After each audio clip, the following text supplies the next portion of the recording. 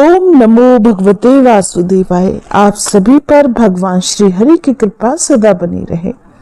इससे पहले के अध्याय में आपने जाना था कि मेधावी मुनि की कन्या ने दुर्वासा मुनि से पुरुषोत्तम मास की निंदा करते हुए क्या क्या कहा था। तब दुर्वासा मुनि के समझाने पर भी मेधावी मुनि को पुरुषोत्तम मास की महिमा पर कोई विश्वास नहीं हुआ और वह शंकर जी को प्रसन्न करने के लिए कठिन तपस्या में लीन हो गई। इतना वृतांत नारायण जी के मुंह से सुनकर देवर्षि नारद बोले, सब मुनियों को जो भी दुष्कर कर्म है, ऐसा बड़ा भारी तप जो उस कुमारी ने किया है, महामुनि हमसे सुनाइए। तब श्री नारायण बोले, हे देवर्षि। इसके बाद ऋषि कन्या ने भगवान शिव, शांत, पंचमुख, सनातन महादेव को चिंतन करके परम दारुण तप आरंभ कर दिया। सर्पों का आभूषण पहने, देव, नंदी, भृंगी आदि गणों से सेवित, 24 तत्वों और तीनों गुणों से युक्त, अष्ट महासिद्धियों तथा प्रकृति और पुरुष से युक्त, अर्धचंद्र से सुशोभित मस्तक वाले, जटाजूट से विराजित भगवान के प्रीत्यर्थ उस बाला ने परम तप आरंभ कर दिया।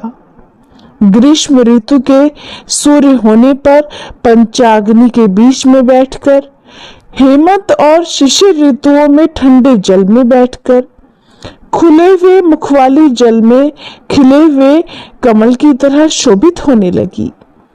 सिर के नीचे फैली हुई काली और नीली अलकों से ढकी हुई वह जल में ऐसी लगने लगी मानो कीचड़ की लता सिवारों के समूह से घिरी हुई हो। ठंड के कारण नाक से निकलती हुई शोभित धुएं की राशि इस तरह दिखाई देने लगी मानो जैसे कमल से मकरंद पार करके भंवरों की पंक्तियां जा रही हो। वर्षा काल में आसन से युक्त चौतरे पर बिना छाया के ही वह सोती थी और सुंदर अंगों वाली वह प्रातः सायं धूमपान करके रहती थी। इस कन्या के इस प्रकार के कठिन तप को सुनकर देवराज इंद्र बहुत चिंतित हो गए। सब देवताओं से दुर्दशा और ऋषियों से इस प्रहनिया हो गए। उस ऋषि कन्या के तप में लगे रहने पर हे राजन, हे क्षत्रिय भूषण, 9000 वर्ष बीत गए। उस बाला के तप से भगवान शंकर ने फिर प्रसन्न होकर उसे अपना इंद्रियातीत निज स्वरूप दिखलाया। भगवान शंकर को देखकर देह में जैसे प्राण आ जाए वैसा ही वह सहसा खड़ी हो गई और तपस्या से दुर्बल होने पर भी वह बाला उस समय हष्ट पुष्ट हो गई। बहुत वायु और धूप से क्लेश पाई हुई वह शंकर जी को बहुत अच्छी लगी और उस कन्या ने झुककर पार्वती पति शंकर जी को प्रणाम किया। उन विश्व वंदित भगवान का मानसिक उपचारों से पूजन करके और भक्ति युक्त चित्त से जगत के नाथ की स्तुति करने लगी। कन्या कहने लगी, हे पार्वती प्रिय, हे प्राणनाथ, हे प्रभो, हे भर्ग, हे भूतेश, हे गौरीश, हे शंभो, हे सोम सूर्याग्नि नेत्र, हे तमह, हे मेरे आधार, मुंडास्थि मालिन, आपको प्रणाम है, जिसके अंग अनेकों तापों से व्याप्त हैं और परम घोर संसार रूपी समुद्र में डूबा हुआ दुष्ट सर्पों तथा काल के तीक्ष्ण दांतों से डसा हुआ मनुष्य भी अगर आपकी शरण में आ जाए तो मुक्त हो जाता है। हे विभो, जिन आपने बाणासुर को अपनाया और मरी हुई अलर्क राजा की पत्नी को जिलाया, ऐसे आप हे दयानाथ, भूतेश, चंडीश, भव्य, भवत्राण, मृत्युंजय, प्राणनाथ, हे दक्ष प्रजापति के मख को ध्वंस करने वाले, हे समस्त शत्रुओं के नाशक, हे सदा भक्तों को संसार से छुड़ाने वाले, हे जन्म के हर्ता, हे प्रथम सृष्टि के कर्ता, हे प्राणनाथ, हे पाप के नाश करने वाले, आपको नमस्कार है, अपने सेवक की रक्षा कीजिए। हे राजन, बड़ी भाग्यवती मेधावी की तपस्विनी कन्या इस प्रकार मन से और वाणी से शंकर जी की स्तुति करके चुप हो गई। भगवान श्री कृष्ण आगे बोले कि कन्या द्वारा की हुई स्तुति सुनकर और उसके द्वारा उग्र तप से प्रसन्न मुख कमल सदाशिव कन्या से बोले, हे तपस्विनी, तेरा कल्याण हो। तेरे मन में जो अभीष्ट हो वो वर तू मांग ले। हे महाभागे, मैं प्रसन्न हूं, तू दुख मत कर। ऐसा भगवान शंकर का वचन सुनकर वह कुमारी अत्यंत आनंद को प्राप्त हुई और हे राजन, प्रसन्न हुए सदाशिव से वह बोली कि हे दीनानाथ, हे दया सिंधु, अगर आप मेरे ऊपर प्रसन्न हैं तो हे प्रभु, मेरी कामना पूर्ण करने में देर मत कीजिए। हे महादेव, मुझको पति दीजिए, पति दीजिए, पति दीजिए। मैं पति चाहती हूँ, मुझे पति दीजिए। मैंने इसके सिवा अपने हृदय में और कुछ नहीं सोचा है। वह ऋषि कन्या इस प्रकार महादेव से कहकर चुप हो गई। तब ये सुनकर महादेव जी उससे बोले, हे मुनि कन्ये, तूने जैसा अपने मुख से कहा है वैसा ही होगा, क्योंकि तूने 5 बार पति मांगा है।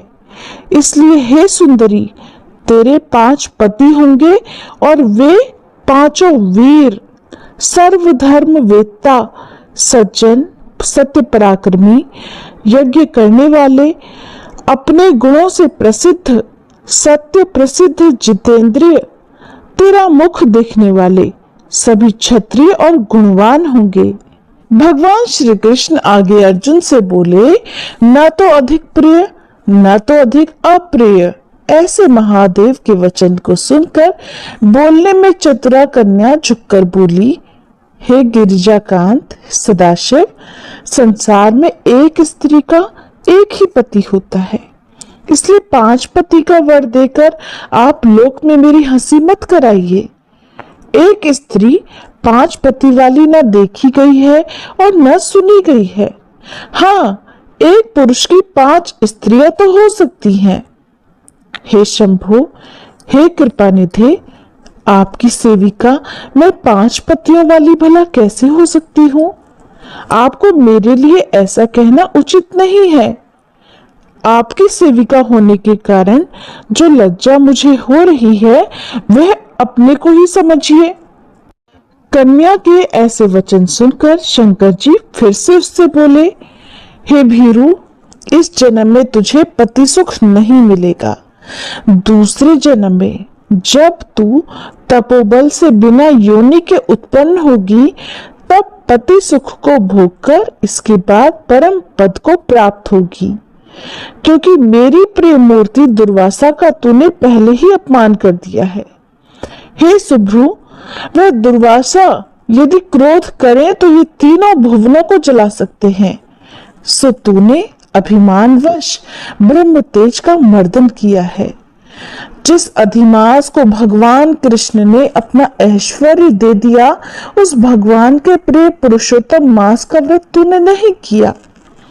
मैं ब्रह्मा आदि से लेकर सब देवता, नारद आदि से लेकर सब तपस्वी, जिसकी आज्ञा सदा मानते चले आए हैं, हे बाले, उसकी आज्ञा का कौन उल्लंघन करता है? लोक पूजित पुरुषोत्तम मास की दुर्वासा की आज्ञा से तूने पूजा नहीं की। हे मूर्खे, द्विजात्मजे, इसीलिए तेरे 5 पति होंगे। हे बाले, पुरुषोत्तम मास के अनादर करने से अब अन्यथा नहीं हो सकता है। जो उस पुरुषोत्तम की निंदा करता है वह रौरव नरक का भागी होता है। पुरुषोत्तम का अपमान करने वाले को विपरीत फल ही मिलता है। ये बात कभी झूठी नहीं हो सकती। पुरुषोत्तम के जो भक्त हैं वे पुत्र, पौत्र और धन वाले होते हैं और वे इस लोक को तथा परलोक की सिद्धि को प्राप्त हुए हैं, प्राप्त होंगे और प्राप्त हो रहे हैं। और हम सब देवता लोग भी पुरुषोत्तम की सेवा ही करने वाले हैं।